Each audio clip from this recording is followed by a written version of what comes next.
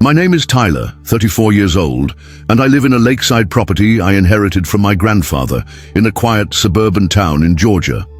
The house sits on 3 acres, bordered by dense trees, with a direct slope down to Grayson Lake. For over a decade, my family treated that part of the lake as our personal sanctuary. About 5 years ago, I turned a carved-out natural inlet along my shoreline into a lake pool, a netted, filtered section of the lake where we could swim without worrying about fish, snakes, or algae. Think of it like a pool that's still connected to the lake, but clean, safe, and private. My grandfather had always wanted something like it, so I built it in his memory. It was 100% on my private land, fully legal, and I'd gone through the county's environmental and zoning approvals before building it. It cost a fortune, but was worth every cent. Unfortunately, when I returned from a 3-month work contract abroad, I found a notice taped to my door from the local HOA, demanding that I remove the unpermitted pool from communal lake property. Communal? That's when I knew this was going to turn into something ugly. I wasn't even part of the HOA when I bought the house. This land was specifically exempt from HOA authority due to being outside their jurisdiction line, a weird oversight from decades ago. But recently, the HOA president, a woman we'll call Karen Linton, was on a mission to expand HOA coverage around the lake. Karen had moved in across the lake about a year ago, into one of the new eco-luxury homes, and immediately began trying to change everything. She hated how my property didn't conform to her perfect idea of lake community unity. She saw my netted lake pool as unsightly, dangerous to children, and an eyesore in community photos.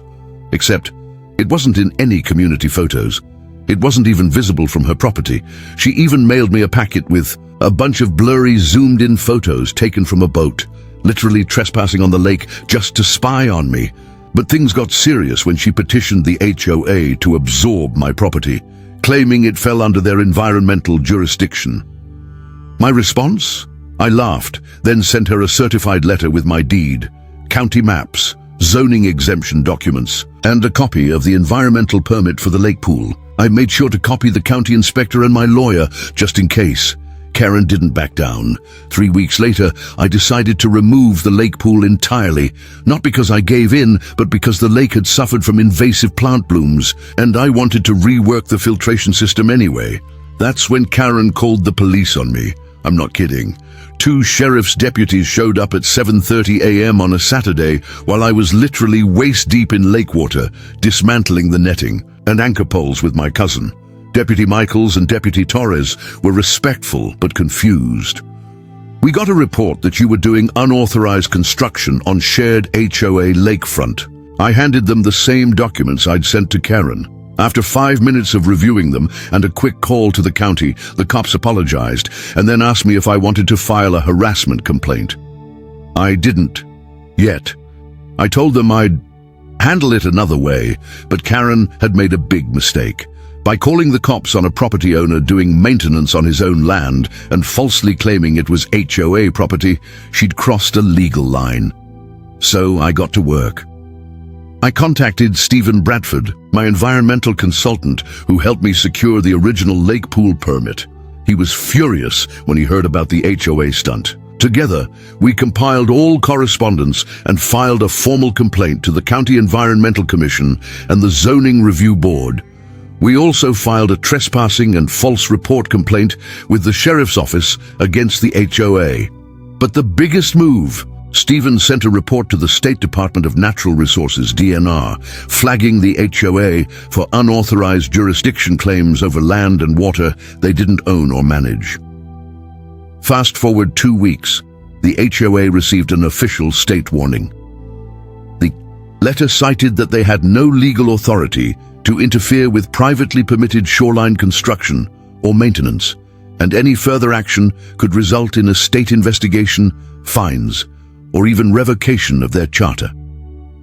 They were ordered to cease all attempts to govern properties not legally enrolled in the HOA and to stop misrepresenting boundaries. Karen lost her mind. Rather than back down, Karen doubled down. She tried to file a civil complaint against me in HOA court, which has no authority over me, then started a flyer campaign calling me a dangerous loner, endangering lake life, and a code violator. My neighbors weren't impressed. Many of them loved my property. A few even used my old pool occasionally with permission. One neighbor, Mr. Langston, even posted on Nextdoor, defending me, saying, "Karen's trying to fix something that's not broken." That pool was safer than most of the docks around here. The final straw came when Karen attempted to host a community meeting on my property. She invited a dozen HOA members to my land, claiming she had the right to organize inspections. That got her personally fined. Turns out, under Georgia Code Paragraph 16721, unauthorized entry for the purpose of altering or surveying private land can be considered criminal trespass, especially when accompanied by false authority. She was issued a $500 fine and a formal warning by the sheriff's department. She resigned as HOA president less than a week later. My sweet revenge.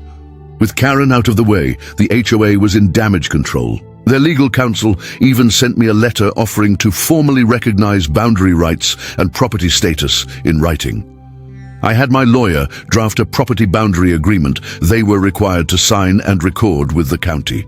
Then, just to drive the point home, I took a portion of the old lake pool space and turned it into a floating deck with solar-powered lights and underwater cameras, all fully permitted. I invited a bunch of friends and neighbors to a lake freedom party. BBQ, beers, fireworks, and a giant floating banner that read, "Private property means private business, HOA not invited."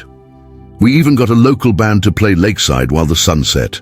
The sheriff's department sent 2 officers to hang out and enjoy the music. One of them brought his wife and had ribs with us. The HOA was quiet after that. It's been a year since the incident, and things are peaceful now. The new HOA president is a reasonable guy named David, who actually sent me a thank you note for not suing them during the Karen debacle. The floating deck has become the pride of my lakefront, and several families on my side of the lake have built their own legal lake mods inspired by it. Karen? She moved out 6 months ago, allegedly after a huge argument with her husband about her HOA obsession.